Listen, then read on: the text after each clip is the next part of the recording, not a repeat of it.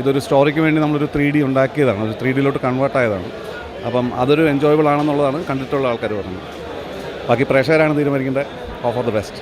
ഒരു 3D cinema ചെയ്യുമ്പോൾ കുറേ വെല്ലുവിളികൾ നേരിട്ടിരുന്നു.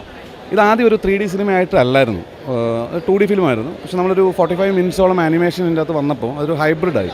ദെൻ നമ്മളൊന്ന് കൺവേർട്ട് ചെയ്ത് നോക്കിയപ്പോൾ അത് വർക്കാവുന്നു. ദെൻ അങ്ങനെയാണ് ഒരു പോസ്റ്റ് പ്രൊഡക്ഷനിലാണ് നമ്മളൊരു 3Dയിലേക്ക് കൺവേർട്ട് ചെയ്യാൻ തീരുമാനം. ഇത് കുട്ടികളുടെ ഒരു സിനിമയെ മാത്രമായിട്ട് പ്രൊജക്റ്റ് ചെയ്യാൻ ആഗ്രഹിക്കുന്നില്ല. ഞാൻ ഇത്രയും വയസ്സായിട്ട് എനിക്ക് സിനിമ കണ്ടപ്പോൾ ഇഷ്ടപ്പെട്ടു, എൻ്റെ ഫാമിലിക്ക് ഇഷ്ടപ്പെട്ടു. അതേപോലെ ബാക്കി വലിയ ആളുകൾക്കും അതിൻ്റെ ഹോൾ വർക്കപ്പ് ഇഷ്ടപ്പെട്ടിട്ടുണ്ട്. അപ്പോൾ എനിക്കൊന്നും ഇത് കുട്ടികളുടെ മാത്രമല്ല, എല്ലാ ആൾക്കാർക്കും തിയേറ്ററിൽ പോയി ഇരുന്ന് കാണാൻ പറ്റുന്നൊരു ഫീൽ ഗുഡ് മൂവിയാണ്. അപ്പോൾ തിയേറ്ററിൽ കണ്ടാൽ മാത്രമല്ല നമുക്ക് 3D എക്സ്പീരിയൻസ് ചെയ്യാനേ പറ്റുള്ളൂ. ഇനി ഒരിക്കലും OTTയിൽ വന്ന ഈ 3D എക്സ്പീരിയൻസ് കിട്ടൂല. പുതിയ വാർത്തകളും വിശേഷങ്ങളും ഇനി വിരൽ തുമ്പിൽ. എല്ലാ ഡിജിറ്റൽ പ്ലാറ്റ്ഫോമുകളിലും ഇപ്പോൾ സീ മലയാളം ന്യൂസ് ലഭ്യം.